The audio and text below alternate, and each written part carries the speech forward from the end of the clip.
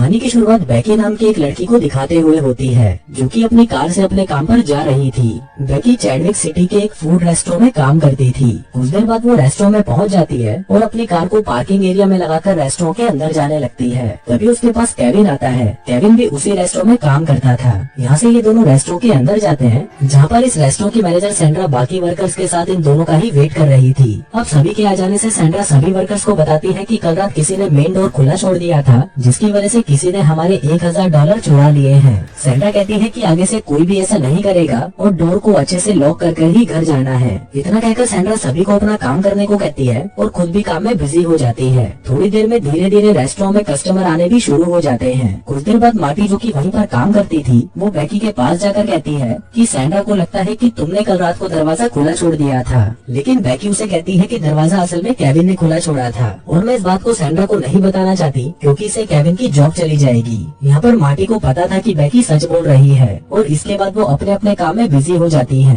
कुछ देर बाद यानी दोपहर के टाइम रेस्टोरेंट में एक फोन कॉल आती है। जैसे ही सैंड्रा उस कॉल को पिक करती है तो दूसरी तरफ से डैनियल नाम का एक पुलिस ऑफिसर उसे कहता है कि मेरे पास एक आदमी आया था, जो मुझे बता रहा था कि आपके पर्स से जो पैसे चोरी हुए हैं वो आपके रेस्टोरेंट में काम करने वाली एक लड़की ने चुराए हैं, जिसका नाम बैकी है, और बैकी को उसने अपनी आंखों से आपके पर्स से पैसे चुराते हुए देखा है। इतना कहकर डैनियल सैंड्रा से कहता है कि मेरे पास इन्वेस्टिगेशन करने के लिए पुलिस की एक बड़ी टीम है, जो आपके रेस्टोरेंट में आकर बैकी से इस बारे में पूछताछ कर सकती है, लेकिन इससे आपके रेस्टोरेंट का नाम खराब होगा, इसलिए मुझे लगता है कि आप मेरी हेल्प कर सकते हो। सैंड्रा ये सब सुनकर थोड़ा घबराती हुई डैनियल से पूछती है कि आखिर मैं आपकी हेल्प कैसे कर सकती हूँ, जिस पर डैनियल सैंड्रा से कहता है कि सबसे पहले आप बैकी को रेस्टोरेंट के बैक साइड में लेकर आइए और उससे मेरी बात करवाइए। सैंड्रा ऐसा ही करती है। वो तुरंत बैकी के पास जाकर उसे रेस्टोरेंट के बैक साइड में ले आती है और उसे इस बारे में सब कुछ बताकर डैनियल को फोन लगाकर बैकी की डैनियल से बात करवाती है। फोन पर बैकी डैनियल से कहती है कि मैंने ऐसा कुछ नहीं किया, लेकिन डैनियल उसे कहता है कि मेरे पास एक आदमी आया था जिसने तुम्हें सैंड्रा के पर्स से चोरी करते हुए देखा है।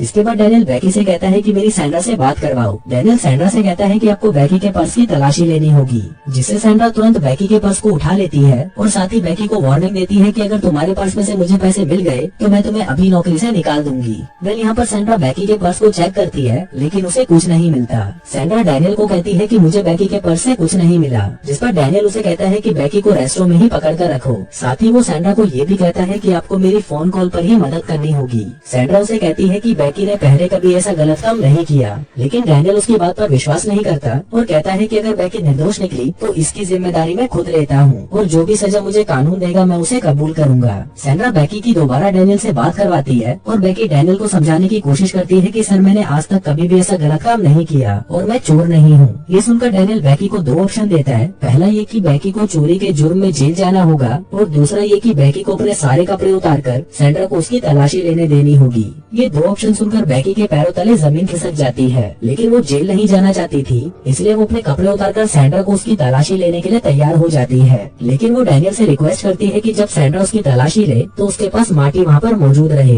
डैनियल बैकी की इस बात के लिए मान जाता है। वहीं सैंड्रा को यहाँ पर थोड़ा शक होता है और वो डैनियल से पूछती है कि क्या वो किसी फोन बुक से बात कर रहा है या फिर किसी दूसरे तरीके से उन्हें देख पा रहा है। सैंड्रा की इस बात का डैनियल उसे कोई जवाब नहीं देता और सैंड्रा भी मन ही मन डरी हुई थी, इसलिए वो इस बात को इग्नोर करके मार्टी को लेने चली जाती है। सैंड्रा मार्टी के पास जाकर उसे इस मामले में सब कुछ बताकर अपने साथ रेस्टोरेंट के बैक साइड ले आती है। इसके बाद बैकी अपनी तलाशी देने के लिए एक एक करके अपने सारे कपड़े उतार देती है। सैंड्रा बैकी के सारे कपड़ों को चेक करती है, लेकिन उसे कुछ नहीं मिलता। इसके बारे में वो डैनियल को बताती है और डैनियल सैंड्रा को कहता है कि आपको बैकी के अंडरगारमेंट्स भी चेक करने होंगे। अब मजबूरी में बैकी को अपने अंडरगारमेंट्स भी उतारने पड़ते हैं और वो पूरी तरह से न्यूड हो जाती है। लेकिन वहीं खड़ी मार्टी को ये देखकर बैकी पर बहुत दया आती है, इसलिए वो एक एप्रन उठाकर बैकी को पहनने को दे देती है। वहीं डैनियल सैंड्रा को कहता है कि आपके रेस्टोरेंट के बाहर एक कार खड़ी है जिसमें आपको बैकी के सारे कपड़े रखने होंगे, जिन्हें मैं बाद में अच्छे से चेक करूंगा। सैंड्रा बैकी के कपड़े बाहर उसकी बताई हुई कार में रखकर वापस आकर मार्टी को वापस काम करने के लिए भेज देती है और डैनियल को कहती है कि आपने जैसा कहा था मैंने वैसा कर दिया। इतना कहकर वो डैनियल से कहती है कि मुझे भी अब अपने काम पर वापस जाना है, वरना हमारा धंधा चौपट हो जाएगा। इस पर डैनियल कहता है कि ठीक है, आप अपने काम पर चले जाओ, लेकिन बैकी पर नजर रखने के लिए किसी आदमी को बुला लो।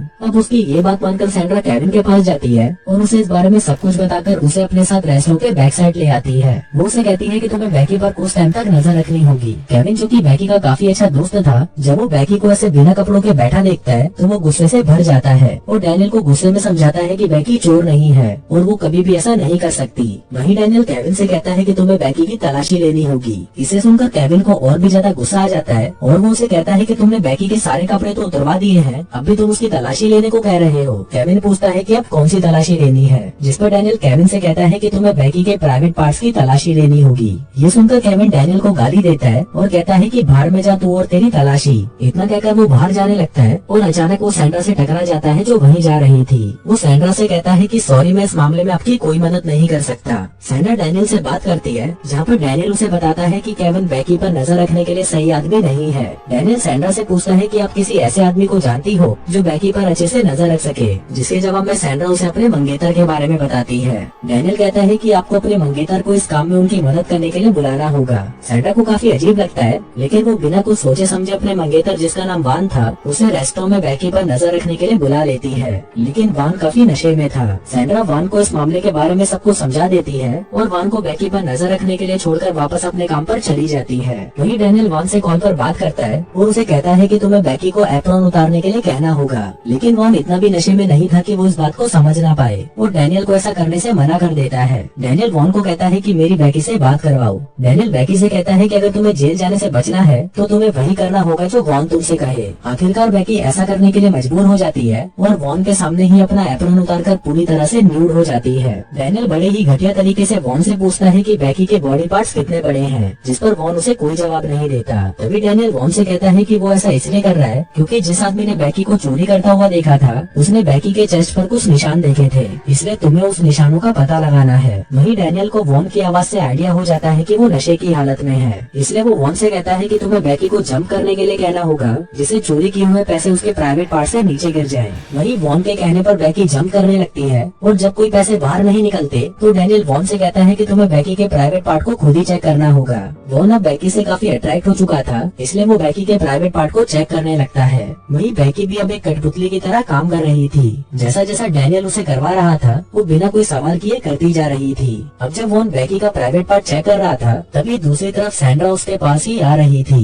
लेकिन इससे पहले कि वो वान को ऐसा करते हुए देख पाती वो लोग रुक जाते हैं। लेकिन सैंड्रा को वान पर थोड़ा शक होता है, इसलिए वो उसे पूछती है कि तुम क्या कर रहे थे, जिसके जवाब में वान उसे कुछ नहीं बताता। जिससे सैंड्रा डैनियल से बात करके उसे पूछती है, लेकिन डैनियल उसे बड़े ही प्यार से बात करता है जिससे कि उसे उस पर शक ना हो। उसके बाद सैंड्रा को लगता है कि सब कुछ ठीक है, जिसके बाद वो फिर से अपने काम पर चली जाती है। सैंड्रा के जाते ही डैनियल वान से कहता है कि तुम बेकी के बैक साइड में थप्पड़ मारो। वान ऐसा ही करता है और वो बेकी को थप्पड़ मारने लग जाता है, जिससे बेकी को काफी ज्यादा पेन होता है। डैनियल बेकी से कहता है कि तुम्हें एक और काम करना होगा जिसके बाद तुम आजाद हो जाओगी और मैं तुम पर उसके बाद और कोई कार्यवाही नहीं करूंगा। डैनियल कहता है कि तुम्हें वान के साथ इंटीमेट होकर उसे पूरी तरह से खुश करना होगा। ये सुनकर बेकी पहले तो हिचकिचाती है, लेकिन अब उसे सबसे आजाद होना था, इसलिए वो इस घिनौने काम को करने के लिए तैयार हो जाती है। सैंड्रा उन दोनों के लिए खाना लेकर आती है, जहाँ वो देखती है कि बेकी और वान दोनों चुपचाप बैठे थे, जिसका मतलब था कि वान बेकी के साथ इंटीमेट हो चुका था और अब रात भी हो चुकी थी। वान अपने किए पर बहुत शर्मिंदा था और अब उसका नशा भी काफी उतर चुका था। वो बेकी से नजर नहीं मिला पा रहा था। सैंड्रा को ये सब देखकर कुछ भी समझ नहीं आता कि यहाँ पर आखिर क्या हुआ है। तब सैंड्रा डैनियल से कॉल पर बात करती है तो डैनियल उसे बताता है कि वान काफी थक चुका है, इसलिए उसे घर भेज दो। जिसके बाद वान वहाँ से चला जाता है। वो कार में बैठकर अपने दोस्त को कॉल करके अपने घर पर बुलाता है और उसे सब कुछ बता देता है कि उसने नशे की हालत में कितनी बड़ी गलती कर दी और अब उसे अपने किए पर पछतावा हो रहा है। वहीं दूसरी तरफ रेस्टोरेंट में सैंड्रा का एक दोस्त उसे मिलने आता है और उसे देखकर सैंड्रा काफी खुश होती है। वहीं रेस्टोरेंट की बैक साइड में बेकी देखती है कि इस पूरे रेस्टोरेंट में कैमरा लगे थे,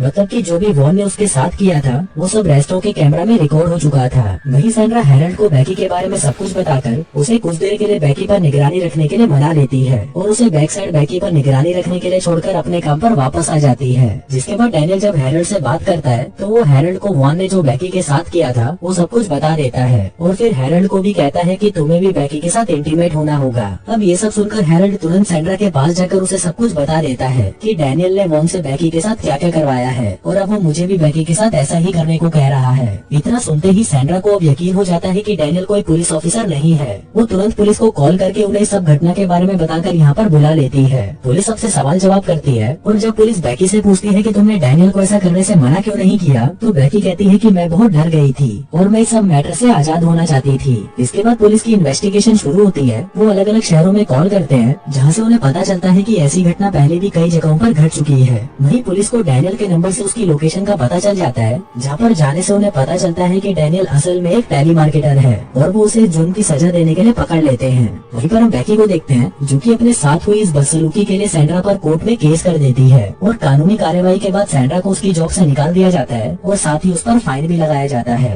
कुछ दिनों बाद सैंड्रा का इंटरव्यू लिया जाता है जिसमें वो खुद को निर्दोष साबित करने की बहुत कोशिश करती है। वो बताती है कि वो अपने रेस्टोरेंट को बदनामी से बचाने के लिए डैनियल से फोन पर इस प्रॉब्लम को सॉल्व करने की कोशिश कर रही थी। और दोस्तों, इसी के साथ ही ये कहानी यहीं पर खत्म हो जाती है।